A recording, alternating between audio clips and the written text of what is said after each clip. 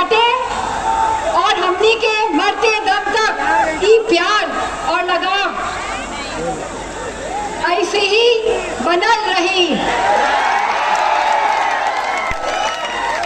मंच पे उपस्थित इस सभा की अध्यक्षता कर रहे राम जी जो हमारे पूर्व विधायक हैं, हमारे प्रत्याशी धर्मेंद्र यादव जी विधायक मेहनगर, पूजा सरोज जी, हमारे एमएलसी शाह आलम गुड्डू जमाली जी, नंद किशोर यादव जी जो हमारे पूर्व सांसद हैं, एमएलसी लाल बिहारी जी, पूर्व एमएलसी कमल प्रसाद यादव जी, विद्या चौधरी जी, अंशुल यादव जी, हमारे जिला पंचायत सदस्य आशीर्वाद यादव जी, हमारे ब्लॉक नगर के हमारे ब्लॉक प्रमुख मेहनगर के कैलाश यादव जी, डॉक्टर धनराज जी जो विधानसभा अध्यक्ष भी है, गुल्लू यादव जी, और मंच पे उपस्थित सभी समाजवादी पार्टी के नेतागण और आजमगढ़ के सभी आदरणीय बुजुर्गजन, माताएं बहनें जो भारी मात्रा में आज नजर आ रही है, और सभी युवा साथी, और उधर छोटा मंच है,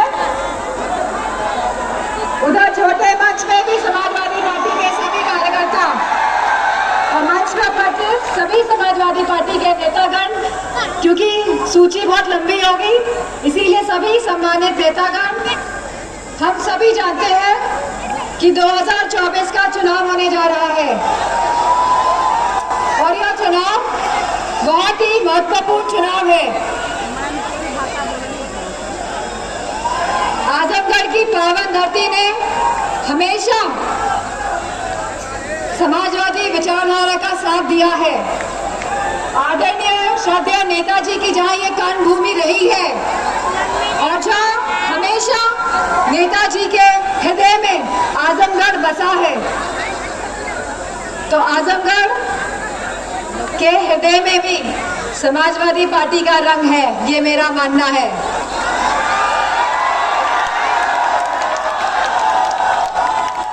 हम सभी जानते हैं यह चुनाव बहुत ही महत्वपूर्ण चुनाव होने जा रहा है, क्योंकि यह चुनाव जहां हमारे युवाओं का भविष्य तय करने का चुनाव है,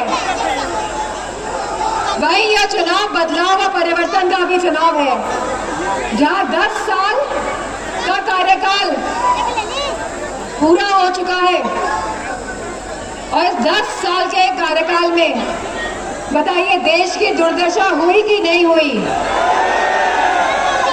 बताओ, देश पटरी से उतर गया कि नहीं उतर गया? आज अर्थव्यवस्था बिगड़ गई कि नहीं बिगड़ गई? आज हमारे युवाओं के पास रोजगार है कि नहीं है? आज महंगाई चरम सीमा पे है कि नहीं है? आज दबाव की राजनीति का प्रयोग हो रहा है कि नहीं हो रहा है? मुझे खुशी इस बात की है कि आजमगढ़ में दबाव नहीं चल पा रहा है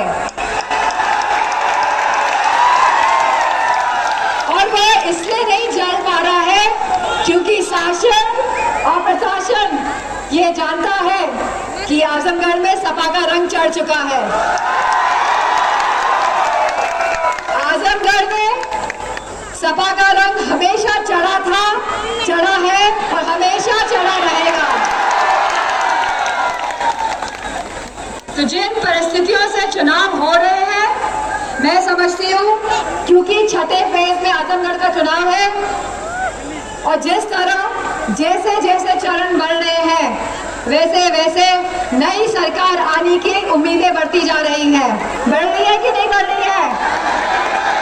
और क्योंकि यहाँ पे कोई दबाव नहीं है तो मुझे पूरा भरोसा है कि मैनपुरी से ज्यादा मतों से जीत के आजमगढ़ देगा कि नहीं देगा?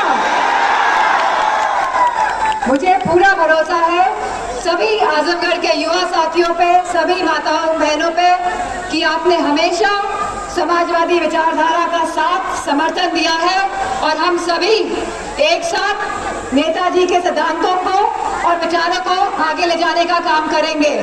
और जिस तरह जब जब समाजवादी पार्टी की सरकारें आई हैं तब तब आजमगढ़ क्षेत्र का विकास हमारी प्राथमिकता रहा है, तो इस बार केंद्र की सरकार बनने में भी हमारी प्राथमिकता आजमगढ़ रहने वाला है।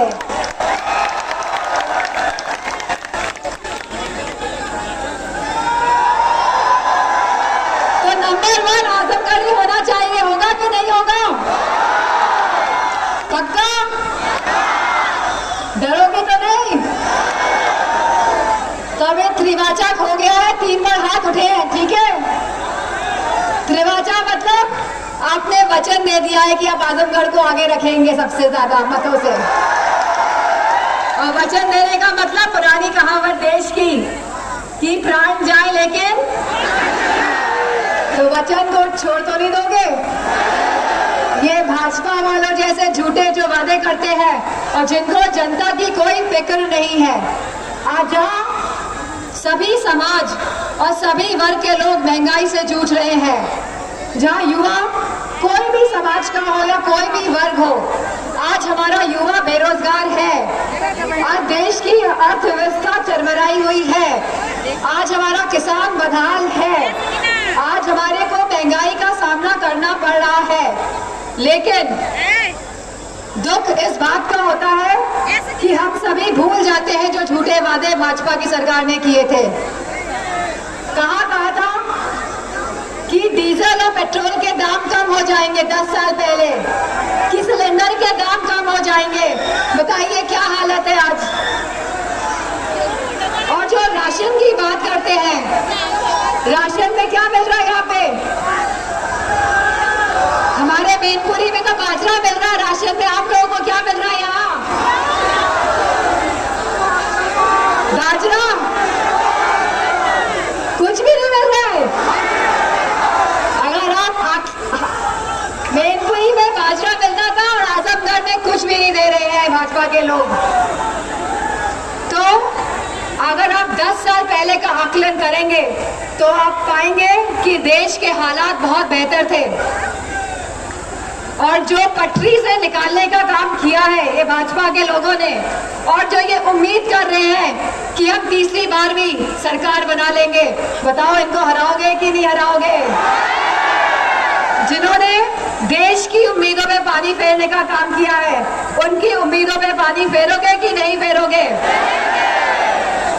आज जो देश का बंटवारा करने की राजनीति करते हैं और बंटवारे के माध्यम से जो वोट हथियाने की राजनीति करते हैं, लेकिन मुझे खुशी इस बात की है कि आज हमारा युवा जागरूक है, हमारी माताएं बहनें जागरूक हैं, हमारा किसान जागरूक है, और वो सब लोग लोकतंत्र और हमारे संविधान को बचाने की लड़ाई में जो समर्थन दे रहे हैं। तो परिवर्तन तो होना ही है, और इस परिवर्तन की लड़ाई में आप सब कहीं ना कहीं सिपाही की भूमिका में रहेंगे, क्योंकि आप सबका एक एक वोट कहीं ना कहीं लोकतंत्र और संविधान को बचाने का काम करेगा। और मुझे पूरा भरोसा है कि आपका सहयोग, मुझे पूरा भरोसा है कि आपका सहयोग, साथ और समर्थन से यह देश इतिहास रचने का काम करेगा।